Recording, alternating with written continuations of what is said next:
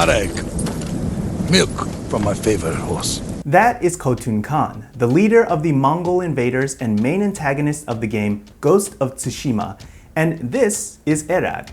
Now, while Khotun Khan was a fictional character, Airag is a real drink, and yeah, it was made of horse milk, but it wasn't just ordinary horse milk, it was fermented horse milk, which made it slightly alcoholic. So technically, it was more like a horse milk wine. As weird as this drink sounds, I'll be making some today, so before we get smashed on some milk, make sure you smash that like button. Horse milk wine is actually not that high in alcoholic content, hovering around 2 to 3%, but it could result in a slight buzz for lightweights. The friar William of Rubric describes it as being pungent on the tongue like wine of an inferior quality when drunk, and when a man has finished drinking, it leaves the taste of almonds on the tongue and makes the inner man most joyful and also intoxicates weak heads and greatly provokes urine. I have been looking for a way to increase my urine output. Now, in order for me to make this at home, I'll need horse milk. Unfortunately for me, I can't find it online or in stores. So without horse milk, nor a horse to milk, I have to resort to the next best thing. Beef milk. I hear they squeeze the stuff out of tiny holes in living cows. Now, I've checked around and there doesn't seem to be a reliable recipe for making Airag with cow's milk. There are a few places that give a recipe, but nothing that seemed totally reliable. So my attempt today is more science experiment rather than de facto cooking. Now, some of you are probably a little lost on how we're going to turn milk into milk wine, so allow me to get sciencey for a bit. And to ensure that I explain it in the most scientifically accurate way possible, I'll be using puppets. I know. Look, I'm trying not to get sued here, okay? So let's pretend that the Cookie Monster Biscuit Beast here is our friendly neighborhood yeast. And this biscuit is the sugar that the yeast loves so much. Oh. After consuming the sugars, our yeast releases gases and waste product. That waste product is ethanol. It's the stuff in liquor that gives us the superhuman ability to do the most embarrassing thing possible and not remember any of it in the morning. This process is how we turn grape juice into wine, for example. But it doesn't work the same way with milk because of this. This is lactose, the sugars that are found in dairy products like milk. Lactose is made up of two types of sugars, but as you can see, the yeast can't get to it. It wants the sugar, but it can't break down the molecular bonds between the sugars. So in order to break it up and make the sugars more easily accessible for the yeast, we need to use this, lactase. Lactase is a naturally occurring enzyme that gets produced by certain types of cells in the small intestine or in probiotic bacteria found in fermented foods like yogurt. When lactase is introduced to lactose, it breaks apart the molecules, allowing these sugars to be easily accessible. On a side note, this is what it really means to be lactose intolerant. When the body isn't able to produce its own lactase properly to break down the lactose sugars. So the condition should really be called lactase deficient, given that, yeah. Here you go. Now that the yeast can get to the sugar, it consumes it and converts it to alcohol. Drink up!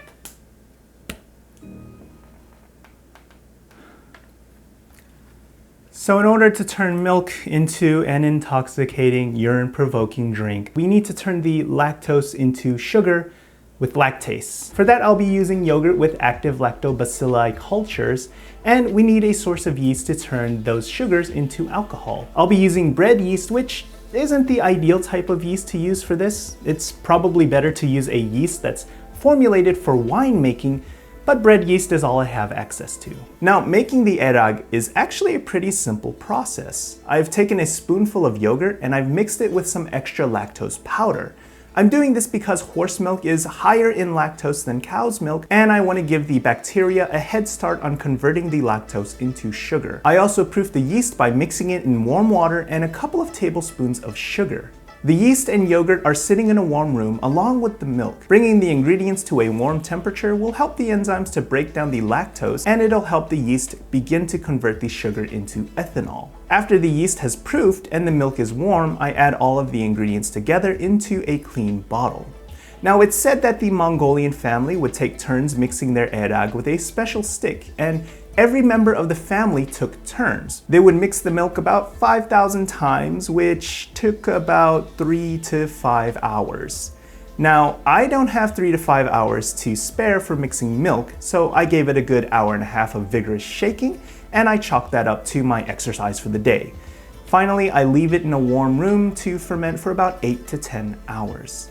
So while the enzyme and yeast are turning our milk into a dairy liqueur, let's learn about how this drink came to be. Airag is an ancient drink that was enjoyed by the Scythians, a people who existed long before the Mongolians came onto the scene. The 5th century Greek historian Herodotus said this about the Scythians and their milk drink.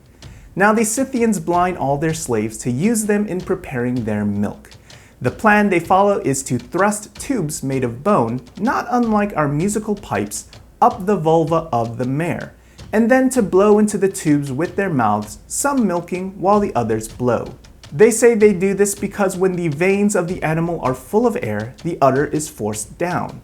The milk thus obtained is poured into deep wooden casks, about which the blind slaves are placed, and then the milk is stirred round. That which rises to the top is drawn off and considered the best part. The under portion is of less account. Now, it's not clear exactly how Airag came to be a part of the Mongolian diet, but much like the ancient Scythians, the Mongolians revered horses. Much of their daily lives were spent in the saddle. In fact, the Franciscan monk John de Plano Carpini said, "Their children begin as soon as they are 2 or 3 years old to ride and manage horses and to gallop them." So with a nation that built so much of its own survival around the horse, it makes sense that they would learn how to take advantage of every single thing that their horses could offer, especially the milk.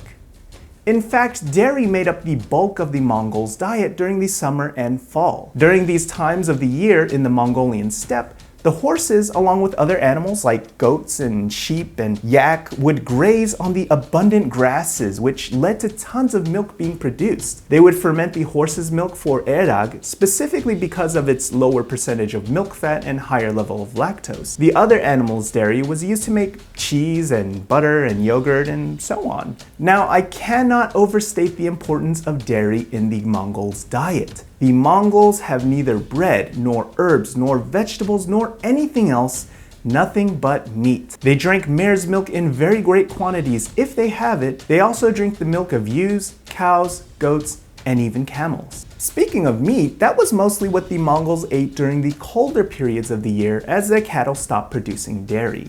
They eat dogs, wolves, foxes, and horses, and when in difficulty, they eat human flesh. Thus, when they attacked a particular Chinese city and their emperor himself conducted the siege, they found after they had besieged it a long while that the Tartars had used up all of their supplies and did not have enough for all the men to eat. So they took 1 of every 10 men to eat. They even eat the afterbirth which comes out of a mare with the foal. Furthermore, we saw them eat lice. They would say, "Why should I not eat when they eat my children and drink their blood?" We actually saw them eat mice. Suffice it to say, it seems that the Mongols ate almost anything that came across their way, and I think Khotun Khan said it best. We do what we must, Lord Sakai. That is why you and I are both survivors. Now, while I'd love to continue the discussion of the exotic tastes of the ancient Mongolians, let's get back to our Airag. After a long fermentation, the Airag goes into the fridge to chill, and just before serving, I give it a good shake. Alright, we about to get turned up, so grab a glass of your finest hooch milk and let's drink up. Cheers. Imagine if you took some milk and mixed it with maybe some wine or some beer and drank it. It kind of tastes like that. And despite how disgusting that sounds, it actually doesn't taste that bad. Now inside, some of those milk solids have turned it into curds, and I'm looking at it, so it kind of looks like little bits of cottage cheese or something floating in here. So let's go ahead and strain this out and see how different it tastes. So you can see there's quite a bit of milk solid still left in there. I'm guessing it's sitting at the bottom of the bottle there, but that's a lot. So let's try that Airag after it's been filtered. Oh, that is nice. It still retains that same flavor, but it just feels a lot differently after you strain out the solids. It's nice and smooth. You can really feel the creaminess that the milk lends to this, this alcohol here. And that is not bad, to be honest with you. Wow. Let's just see how this tastes. It's almost like cottage cheese, but it does have that taste of alcohol. The same sort of sweet, tangy flavors are in here as well. That is not bad. I could see somebody taking this and spreading it on some fruit or maybe eating it with a cracker. You know, the more I drink this, the more good I feel. It makes the inner man most joyful. I'm feeling pretty good right now. With that said, thank you guys so much for watching. Please make sure to hit that subscribe button, share this video with any of your history, food loving friends, and make sure to give this video a like. And thank you guys so much for the amazing comments that I received on the last video on recreating a samurai's meal. That was just the best response that I've ever gotten, and I really appreciate your time and your thoughts. We're gonna have more of these videos coming out soon, and if you haven't seen that samurai food video, make sure you check it out right now, and I will see you guys in the next one.